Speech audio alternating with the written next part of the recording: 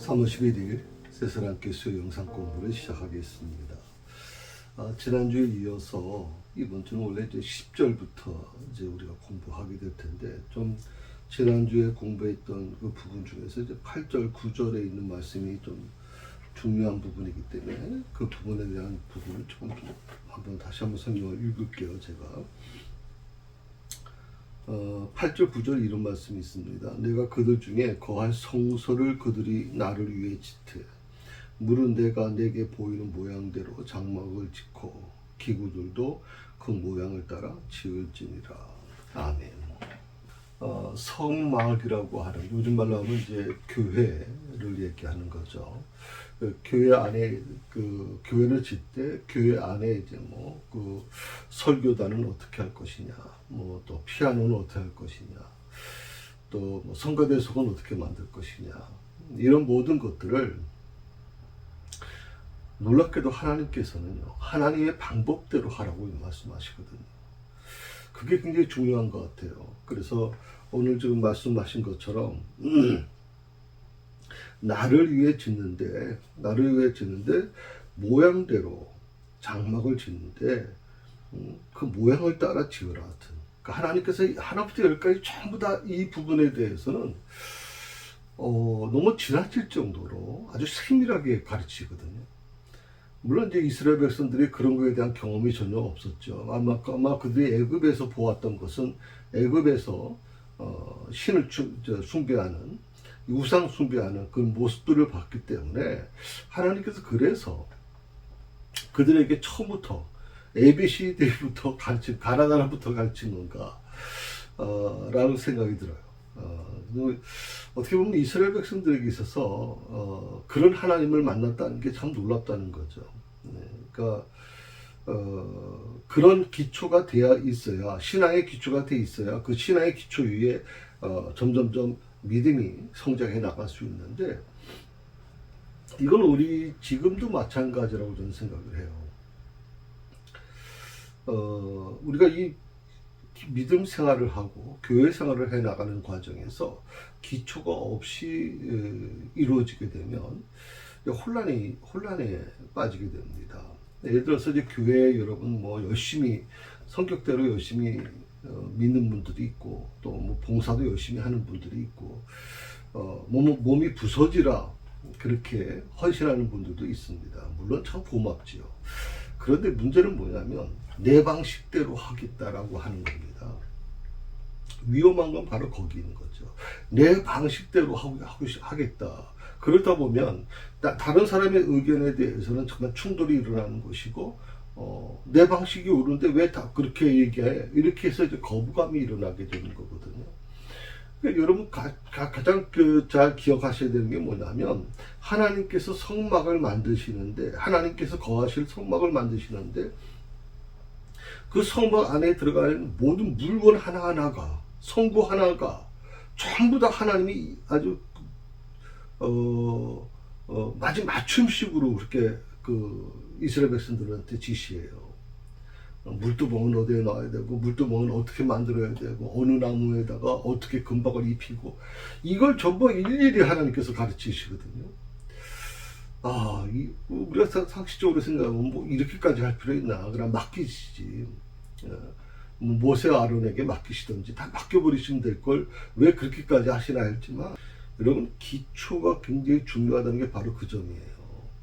그러니까 우리가 이번에 권사 임직을 이제 한두 주 후에 하는데, 권사 임직할 때도 계속 훈련시키는 게 무엇입니까? 권사가 뭡니까? 그런 훈련, 아주 기본적인 훈련부터 시키잖아요. 권사는 교회 어머니십니다. 그러니까 교회 어머니로서 이제 성도들을 어떻게 대할 것이냐라고 하는 거, 기본적인 것을 가르치는 거거든요. 그러니까 그 기본을 잘 하시는 분을 우리는 참 존경할 만한 권사님이라고 그렇게 얘기를 합니다. 장로님들도 마찬가지입니다. 우리 교회에 또 두 분 장로님이 계시지만 정말 헌신적이잖아요. 사실 나는 그런 헌신을 다른 교회에서 과연 볼 수 있을까 하는 그렇게 생각이 들 정도로 참 헌신적이잖아요. 근데 그분들의 참 귀한 것이 뭐냐면, 다른 성도들의 의견을 배척하는 게 아니라 들으신다는 거죠. 그리고 그것을 사역에 사역하는데 협력하려고 한다는 것입니다.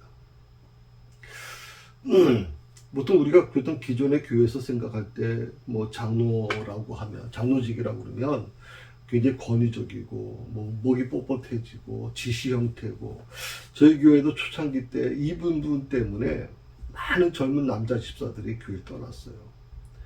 왜냐면 교회 회사에 여러분 아시겠지만 회사에서도 늘 지시받잖아요. 그 나이가 뭐 30대밖에 안 된 사람들이니까 늘 지시받고 통제받고 뭐 혼나고 이런 것에 익숙해져 있는 사람들인데, 교회 와서 좀 편히 쉬고 싶고 교회 와서 정말 인정받고 싶은데 또다시 그 장로라고 하는 분들이 그냥 막 정말 뭐 세상 말로 하면 갈군다 그러나, 이거는 뭐 가만두고 두질 않는 거예요.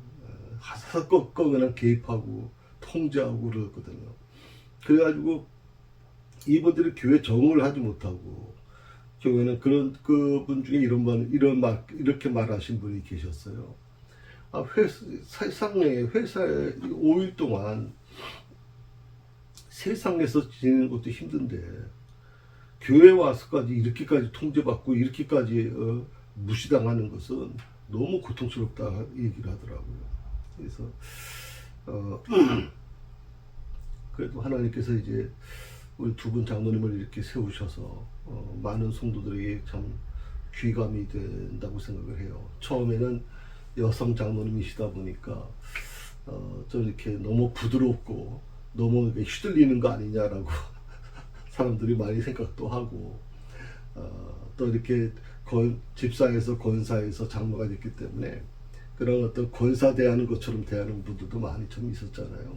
그런데 그것을 잘 이겨내시고 지금은 정말 잘하시는 것 같아요. 제가 봐도 정말 잘하시는 것 같아요. 다시 한번 말씀을 드립니다. 오늘 8절 9절에 있는 말씀 복습하고 있는 건데, 내가 내게 보이는 모양대로 해라. 이게 굉장히 중요한 말씀입니다. 내가 내게 보이는 모양대로 장막을 짓고 기구들도 그 모양을 따라 지으라. 요즘 말로 하면 교회 건물을 어떻게 지라는 것이고, 교회 건물 안에 설교단은 어떤 모습으로 지라고 그러고, 성가대에는 단은 어떻게 하라는 것이고, 이걸 하나님께서 직접 하셨다고 하는 겁니다. 그리고 더 놀라운 것은 하나님께서 모세에게 환상으로 성막의 모형, 그 다음에 이런 모든 것들을 하나님께서 보여주셨다는 것이죠. 참 머리털 하나까지 다 세신다고 우리 신약성경에 나와 있잖아요. 머리털까지 다 세신 하나님.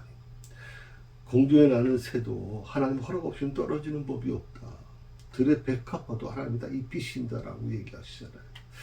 참 그 말만 들었을 때는 막연하게 생각이 드는데, 오늘 이 성막을 만들어가는 과정을 보게 되면 하나님은 정말 세밀하신 분이에요. 저는 이렇게 세밀한 사람을 본 적이 없어요. 사람들도 이렇게 세밀할 수가 없잖아요. 그런데 하나님께서 이렇게 세밀하게 돌봐주고 계신 그 하나님께서 지금 내 삶을 이렇게 세밀하게 관여하고 계시다는 것을 여러분 꼭 기억하시면 좋겠습니다. 자, 10절부터 이제 공부를 좀 본격적으로 하겠습니다. 특히 10절부터 22절까지 말씀은 특히 증거계에 대한 말씀이죠. 그래서 증거계, 지난번에 한번 말씀을 드렸죠. 법계에 대한 말씀을 조금 들었습니다. 그래서 그 부분에 대한 말씀을 조금 더 보충하려고 합니다. 언약계는 그 두 개로 나눠져 있습니다. 하나는 이제 언약계, 법계, 언약계라고 하는 게 있고, 그다음에 그 위에 덕계가 있습니다. 그 덕계를 뭐라고 부르냐면 속죄소라고 부릅니다. 속죄소라고 하는 부분이 있죠. 네, 그래서 네, 바로 이겁니다. 이제 밑에가 법계고요. 그 다음에 위가 황금으로 만든 겁니다. 그 덕계는. 그 황금으로 만든 이 덮개, 두 천사가 이제 날개를 펴고 휘장을 갖고 있는 거고, 그래서 이거를 이제 우리는 단순히 덮는 역할을 하는 것이다라고 생각했는데, 그걸 공식 명칭으로 속죄소라고 하는 말을 썼어요. 이 속죄소라고 하는 것은 하나님이 인간의 모든 죄를 속죄하는 것.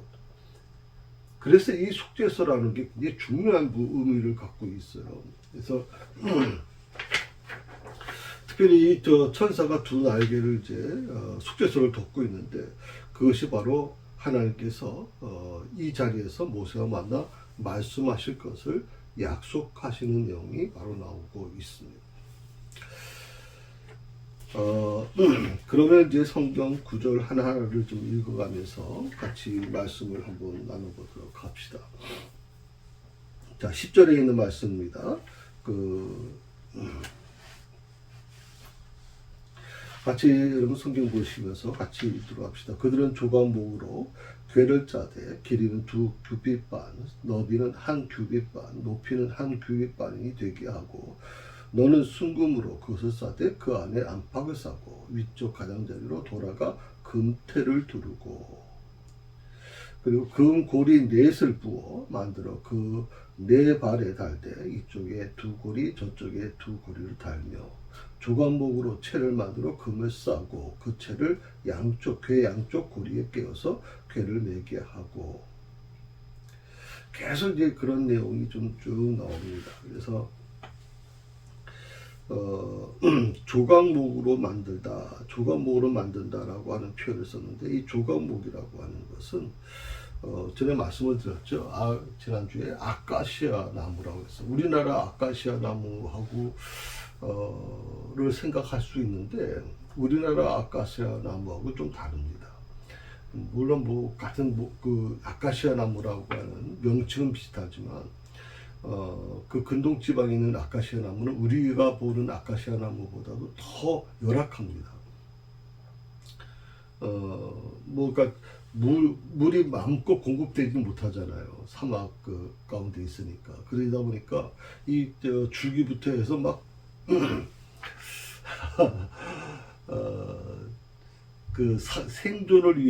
생존을 위하다 보니까 그렇게 정상적으로 자라지 못하는 거예요. 그래서 이 조각목이라고 하는 것은 그런 나무에서 나무를 얻으려고 그러면 어떻게 돼요? 예. 우리처럼 이렇게 소나무나 무슨 참나무나 이런 것들 쭉쭉 줄기가 막 쭉 올라가잖아요. 그거는 우리가 다듬기 좋죠. 그리고 그런 나무들을 합판으로 만들어서 이렇게 건물을 질 때 중요한 역할을 할 수 있어요. 그런데 이 조각목은 그런 역할을 하기가 힘들어요. 조금씩 밖에 나올 수가 없기 때문에 그런 걸 연결시켜서 만들 수밖에 없는 거. 바로 이 조각목으로 덮개를 만들고 또 채를 만들고 진설병을 올려놓는 상을 만들었다라고 얘기해요. 그리고 성막의 널판, 띠, 또 휘장을 고정시키는 기둥, 번제단, 분향단을 다 조각목으로 만들었다 하는 겁니다.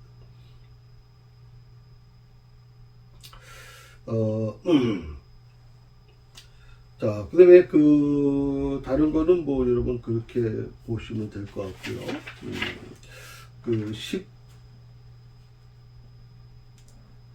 16절, 내가 내게 줄 증거판을 궤 속에 둘지며 순금으로 속죄소를 만들되 길이는 2규빗 반, 너비는 1규빗 반이 되게 하고. 특히 16절에 증거판을 궤 속에 두라고 얘기했어요. 궤를 만든 목적이 뭐냐라고 하는 것을 설명해 주고 있는 거예요. 그러니까 언약궤를 만든 이유가 뭐냐. 그 목적은 언약궤 자체가 중요한 게 아니에요. 그 안에 뭐가 있냐. 십계명이 들어있어요. 두돌판. 십계명 두돌판을 보관하기 위해서다. 물론 그 다음에 이제 나오는 게 아론의 쌓는 지팡이도 있고 또 만나의 영원한 음식 만나를 거기다 넣기도 했죠. 그래서 3가지가 들어가 있는데, 원래는 언약궤를 만드신 목적이 뭐냐면 십계명 2돌판을 보관하기 위한 거예요. 그러니까 사람들은 법궤를 굉장히 중요시 여겨요. 그리고 뭐 법궤 황금으로 덮여 있기 때문에 뭐 이런 거 가지고 그 가치를 생각하지만 그 법궤는 무엇을 위해 존재하는 거예요? 그 안에 두 돌판, 십계명 두 돌판을 보관하기 위한 장소라고 하는 거예요. 이제 참 이게 이제 어떻게 보면 굉장히 중요한 거죠. 주객이 전도된다는 게 바로 그 점이에요. 예. 교회도 마찬가지죠. 교회도 건물이 중요한 게 아니에요, 사실은. 그 건물을 왜 만드는 겁니까? 교회 건물을. 그 건물 안에 누가 있어요? 성도들이 있잖아요. 그러니까 성도들이 중요한 거예요. 성도들이 머물 수 있는, 성도들이 마음껏 예배 드릴 수 있는 것. 그래서 건물이 필요한 건데, 어떻게 보면 교회 건물이 더 중요하고 교회 건물을 더 집중한단 말이에요. 그 안에 성도들은 별 볼일 없이 생각하고. 자, 언약궤를 만든 이유가 뭐냐면 그 언약궤 자체가 중요한 게 아니라 그 안에 십계명 두 돌판을 보관하기 위한 거예요. 십계명 두 돌판은 뭐예요? 하나님께서 인간에게, 사람들에게, 당신의 백성들에게 어떻게 살아야 된다는 아주 굉장히 중요한 말씀이잖아요. 이거는 지금. 그걸 보관하기 위해서 언약궤가 있는 건데 그 언약궤만 중요하게 생각하고 그 안에 있는 두 돌판, 십계명에 대한 부분은, 계명에 대한 부분은 별로 중요하게 여기지 않는다. 아론의 쓴산나 지팡이가 왜 거기 들어있을까? 또 만나가 왜 거기 들어있을까? 라고 하는 아무 의미를 두지 않는다면 이 법궤는, 십계명, 언약궤는 별 의미가 없을 수밖에 없어요. 17절에 보게 되면 순금으로 속죄소를 만들라 하는 거예요. 속죄소. 법궤 전체가 다 순금은 아니에요.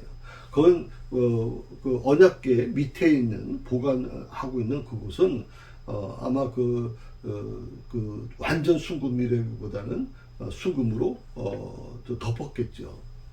근데 이제 그것을 덮는 뚜껑이죠. 덮개. 그것은 속죄소, 그걸 속죄소라고 그러는데, 다시 말하면 이제 천사들의 날개가 두 개로 이렇게 마주쳐 있는. 이것은 반드시 순금으로 만들어라. 그 길이가 뭐냐? 2규빗 반, 너비는 1규빗 반이 되게 하고 그랬어요. 이 속죄소라고 하는 게 뭐냐면 덮는다라고 하는 원어에 보게 되면 덮는다는 뜻이 있어요. 그러니까 하나님의 공의의 상징인 십계명 돌판을 덮고 있단 말이죠.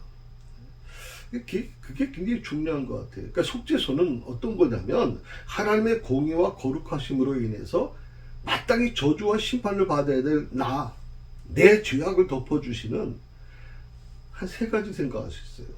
그리스도의 구속의 은총에 대한 예표고, 두 번째로 은혜를 베푸는 자리고, 세 번째로 시온자라고 불린다. 이 세 가지를 꼭 기억하시면 좋겠어요. 그러니까 속죄소라는 게 뭐냐? 하나님의 공의와 거룩하심으로 인해 마땅히 저주와 심판을 받아야 될 인간의 죄악, 내 죄악을 덮어주시는 것이, 덮어주시는. 그 세 가지 의미가 있는데, 그리스도의 구속의 은총에 대한 예표고, 예수 그리스도 십자가 사건이잖아요. 예, 구속. 은총. 두 번째, 은혜를 베푸는 자리예요. 속죄소는 은혜를 베푸는 자리. 심판하는 자리가 아니라 은혜를 베푸는 자리. 누구든 간에, 어떤 사람이든 간에 하나님은 속죄소에서 만나시겠다는 거거든요. 그들의 모든 죄를 다 덮어주시겠다고 얘기하시는 거예요. 세 번째로 시온자라고 불려져요. 시온자. 시온이라고 하는 말씀을 제가 한번 드렸죠. 교회라 의미를 얘기했잖아요. 예, 시온. 하나님이 인간을 만나시는 곳. 18절에 금으로 그룹 둘을 속죄소 두 끝에 쳐서 만들되, 그룹이라고 하는 거, 그룹이라는 게 뜻이 뭐냐라고 성경 읽으실 때 좀 궁금할 거예요. 그룹이라는 것은 하나의 천사의 한 부류를 얘기해요.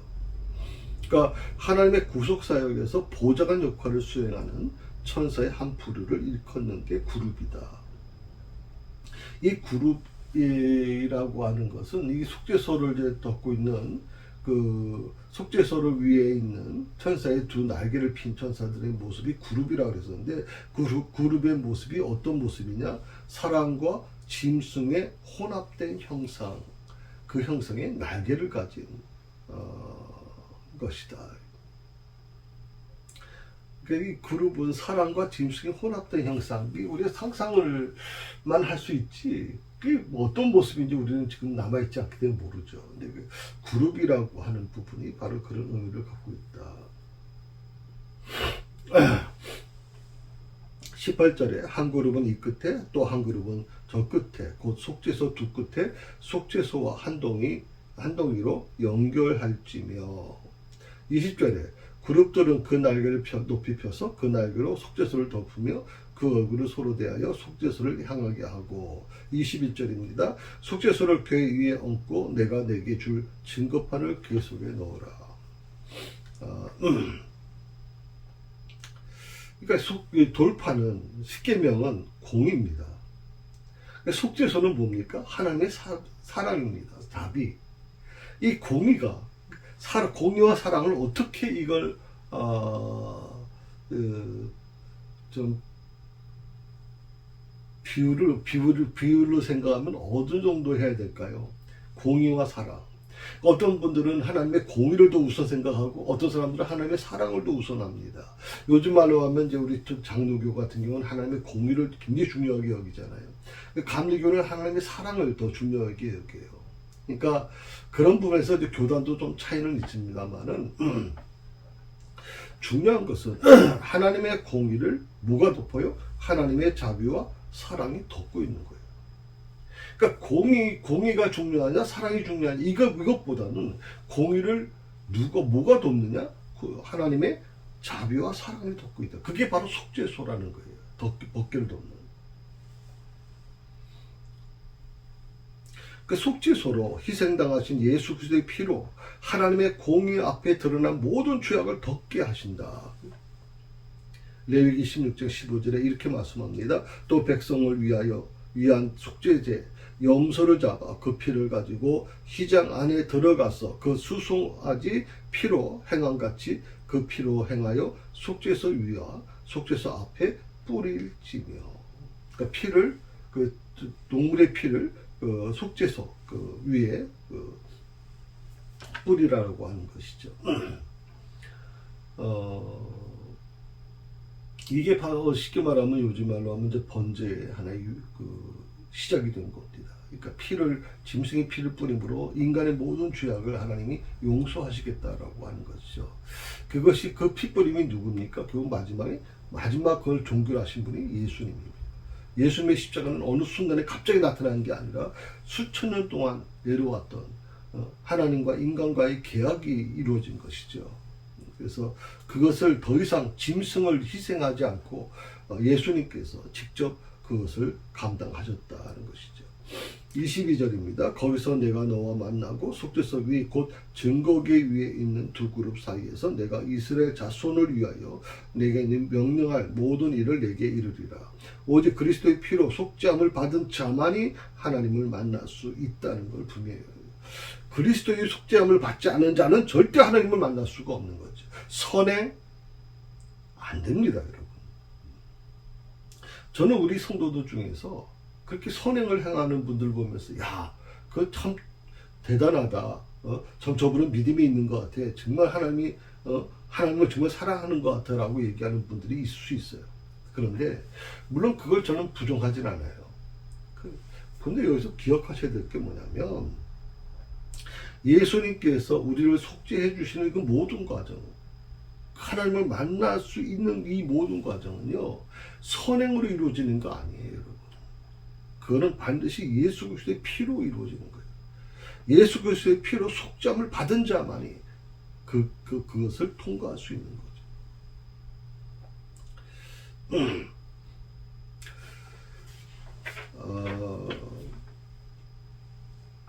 특히 우리가 이제 지성소 안에 있는 그 법궤를 얘기할 때 그 법궤 크기 지난주 처음 말씀을 드렸죠. 직사각형으로 되어 있다. 그래서 한 규빗 반, 두 규빗 반이 이렇게 하니까 굉장히 좀 어렵긴 한데 이 규빗이라고 하는 표현을 이렇게 생각할 수 있어요. 그래서 조각목 궤를 짜도 길이가 두 규빗 반이라고 그러거든요. 두 규빗 반이 어떻게 보면 가로가 112.5cm라고 그래요.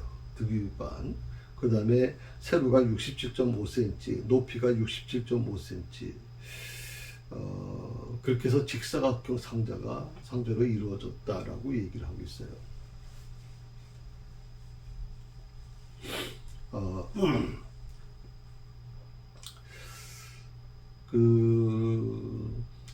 조금 전에 말씀드린 것처럼 이 법궤는 언약궤는 성막 중에서 가장 은밀한 곳인 지성소에 보관되어 있습니다.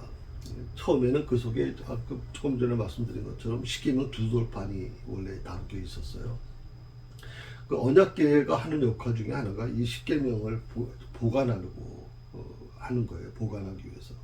근데 그에 이제 하늘 만나를 이제 상징하는 바로 예수 그리스도를 상징하는 만나라고 하는 것이 이제 들어 있고요. 그다음에 또 예수님의 그 부활과 영원한 능력을 상징하는 아론의 쌍난 지팡이도 함께 담았다. 그래서 이 세 가지가 언약궤 안에 들어있다. 이걸 여러분이 염두에 두시면서 오늘 공부를 같이 해나갔으면 좋겠다는 생각이 듭니다. 그래서 오늘 좀 22절까지 말씀을 지금 우리가 나눴습니다. 그래서 특별히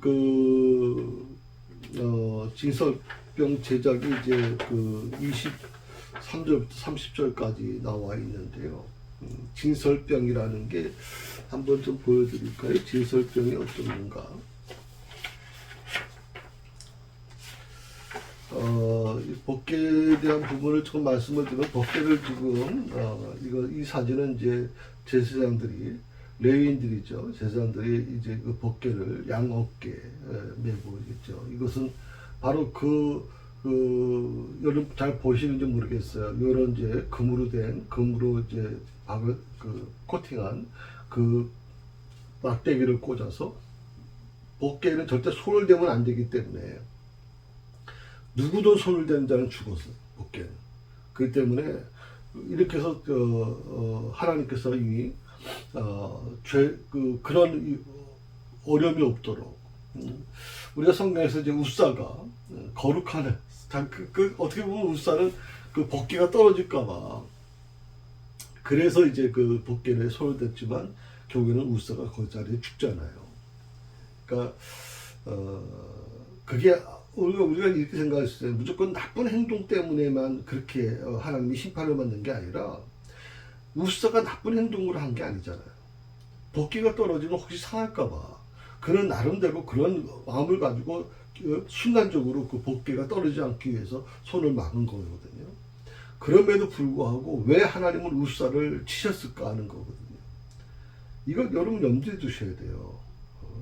우리의 행동이 어떤 것이냐, 그것이 우리가 볼 때는 선한 행동이고 우리가 볼 때는 의로운 행동이라 할지라도 하나님 편에 봐서는 그것은 문제가 될 수 있다는 거거든요. 왜? 하나님께서 분명히 뭐라고 말씀하셨냐면, 이 언약궤에는 누구도 손대서는 안 된다. 손댄 자는 반드시 죽을 것이다 라고 경고하셨기 때문에, 이 부분에 대해서 일부에서는 하나님이 너무 매정하신 분이 아닌가라고 생각할 수 있어요. 근데 이거는 어떻게 보면 이 우사라고 하는 사람을 통해서, 하나님이 우사를 이 세상에서 생명을 취하셨지만 그를 하나님이 계시는 곳에서 어떻게 그를 대하셨을까 하는 생각이 들거든요. 우사는 제가 말씀드렸지만 잘못한 일은 없어요, 사실은. 다만 이스라엘 백성들한테, 특히 다윗에게 하나님께서 경고하신 부분도 있을 수 있어요. 그래서 이런 걸 여러분이 염두에 두시는 게 좋겠다 하는 것이죠. 그러니까 우리가 하는 모든 일들이 다 의롭다 할지라도, 선하다 할지라도 그게 하나님 편에서 옳은 것이 아닐 수도 있다는 거, 이걸 여러분 꼭 염두에 두셔서 가면 좋겠어요. 그래서 참 이런 모습들이 굉장히 좋은 모습들이고요. 그다음에 진설병이라고 하는 거, 여러분이 그 진설병은 이제 보통 이제 떡을 보관하는 장소거든요. 그래서 이렇게 이런 식으로 이제 만들어 놓는 과정을 이제 23절에서 30절에 나와 있어요. 그러니까 진설병 상을 두라라고 하는데, 이 상은 조각목으로 만든다고 말씀드려요. 법궤나 이 진설병 거기에 들어가는 것은 다 조각목으로 만든다. 그리고 금으로 덮었다라고 얘기를 하고 있어요. 그리고 네 군대, 요 네 군데에 전부 다 여기 그 법궤처럼 네 군데에 전부 고리를 달았고 이동할 수 있게 했다라고 말씀하셨어요. 이 상위에는 항상 12개의 진설병이 보관되어 있어요. 12개의 진설병. 여기 보이시죠? 예, 여기 보이시면 여기에 12개의 진설병, 6개씩 이제 나눠져서 12개가 됐어요. 왜 12개냐? 그건 이렇게 생각하면 돼요. 이스라엘 지파가 몇 지파입니까? 12지파거든요. 한 지파가 한 진설병을 올려놓는 거예요. 그 12지파가 그곳에 같이 있다라고 하나님께서 그렇게 말씀하고 계시는 거예요. 그러니까 그 지성소 안에 들어가는 것은 레위지파 사람들이 아니고서는 들어갈 수도 없고요. 특히 성소는 성소도 역시 레위지파가 사람들이 들어가지만 지성소는 대제사장교회는 못 들어가잖아요. 그러니까 이렇게 거룩한 장소다 보니까 이스라엘 백성들이 누구나 들어올 수가 없기 때문에, 그래서 그들이 지파를 대신해서 진설병 떡을 올려놨다. 이 진설병은요, 이 떡은 하나님의 그 지속적인 공급과 떡상의 이스라엘 백성의 헌신을 상징한다. 이렇게 25장 30절에 보면 그렇게 나와 있거든요. 한번 보실까요? 25장 30절에서 상위에 진설병을 두어 항상 내 앞에 있게 할지니라. 그러니까 진설병은요, 매일 하나님께 바쳐졌어요. 이게 굉장히 중요한 것 같아요. 매일. 그러니까 이런 식으로 만들어 가지고 그냥 좀 이게 상할 정도가 되면 이 진설병 떡은 쉽게 상하지도 않아요, 사실은. 근데 이 진설병 떡을 매일 교체해야 되는 이유가 뭘까, 대체? 좀 한 일주일 정도 내버려둬도 되지 않겠나? 왜냐면 그 근동지방은 굉장히 건조한 지역이잖아요. 습기가 많지 않기 때문에 상하는 것도 좀 드물 텐데 왜 매일 가려고 말씀하셨을까? 이게 굉장히 좀 중요하다고 생각을 하거든요. 우리가 기도 생활도 마찬가지예요. 한꺼번에 몰아서 기도 생활 할 수가 없어요, 여러분. 우리가 항상 매일 새벽에 새벽 기도회를 하는 이유가 뭐냐면 매일마다 하나님을 만나는 시간이 중요한 거예요. 매일. 그러니까 우리 한국교회 교인들이 신앙이 성장하지 못하는 이유 중에 하나가 뭐냐면 주일 중심의 신앙이기 때문에 그래요. 월요일부터 토요일까지는 그야말로 세상에 살다가 주일 하루 와서 이제 지내다 보니까 이게 여러분 생각해 보세요. 6일하고 하루예요. 7일 중에서. 그러면 하나님에 대한 그런 믿음과 하나님에 대한 어떤 신앙적인 그런 부분이 크겠습니까? 아니면 6일 동안 세상적인 근심과 걱정이 크겠습니까? 그래서 하나님은 매일마다 진설병을 새로 떡을 바치라고 얘기해 주셨어요. 그리고 제사장들이 이 떡을 먹어요. 그러니까 하루 올려놓고 나서 하루 지나면 이 떡을 제사장들이 먹어요. 그 먹으면서 어떻게 됩니까? 백성 전체가 하나님과의 언약 속에 살아간다는 상징적인 의미를 담고 있어요. 그러니까 일상의 삶에서 하나님에 대한 헌신이 지속돼야 된다. 내가 직장 생활을 하더라도 직장에서도 항상 하나님과 함께 동행한다고 생각을 하셔야 돼요.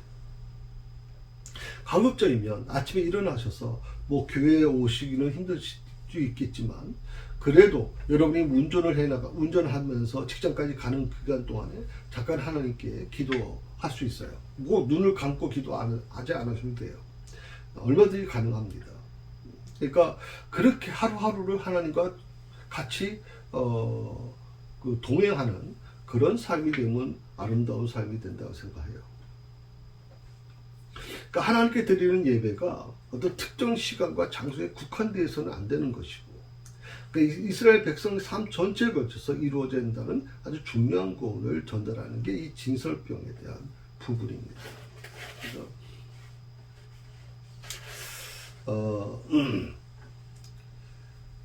또 진설병에 대한 그 설명은요, 그 법궤보다 법궤 이제 규격이 나죠. 112.5 몇이고 뭐 이렇게 나오는데 법궤보다 조금 작아요. 예, 법궤의 규격이 좀 어떻게 됐죠? 예, 112.5거든요. 112.5인데 여기 이제 진설병은 90cm예요. 그래서 높이는 비슷한데 가로와 세로가 조금 작다라고 얘기하고요. 그다음에 뭐 아까 말씀드린 것처럼 조각목으로 만들어졌고 겉은 금으로 덮여져 있었다는 거. 그리고 거기에는 대접과 숟가락, 병, 잔과 같이 부속기구도 갖춰져 있었다. 자, 이런 떡상은요, 감사와 헌신의 표로 백성들이 바치는 거룩한 떡을 진설하는 것, 진열하는 것이거든요. 감사와 헌신의 표. 날마다 이들이 그 떡을 올릴 때마다 지파를 대표해서 올리잖아요. 그게 오늘도 지켜주신 하나님께 감사합니다. 우리 감사헌금의 시작이라고 보면 될 것 같아요. 감사헌금의 시작. 그러니까 감사하니까 날마다 지켜주신 하나님께 감사해서 그 떡을 올려서 그 감사를 표현하는 것이 바로 이 진설병이다. 제사장은 이곳에 매 안식일마다 12개의 떡을 두 줄로 늘어놓아야 된다. 사실 진설병상은요, 그 자체, 이 자체보다도 이 떡이 중요한 거예요. 아까 말씀드린 것처럼 법궤가 중요한 게 아니라 법궤 안에 뭐가 들어있어요? 십계명이 들어있단 말이죠. 계명. 그 계명을 보관하기 위해서 만든 게 법궤예요. 늘 말씀드립니다. 떡이 중요한 것이지 떡을 보관하는 이 진설병이 중요한 게 아니에요. 진설병. 이거를 병을 보관하는 이 상 자체를 중요하게 여긴단 말이죠. 왜? 그 상은 막 금박으로 물론 그 전체 금은 아니지만 금박으로 덮여져 있으니까 야 그게 귀한 거라고 생각하고 위에는 그건 뭐 떡이니까 진설병 떡이니까 그건 뭐 별거 없어 라고 생각하면 이게 착각인 거예요. 모든 걸 우리는 물질적인 관점으로 보기 때문에 이제 이런 문제가 일어나는 건데 하나님께서 그렇게 원하시는 게 아니거든요.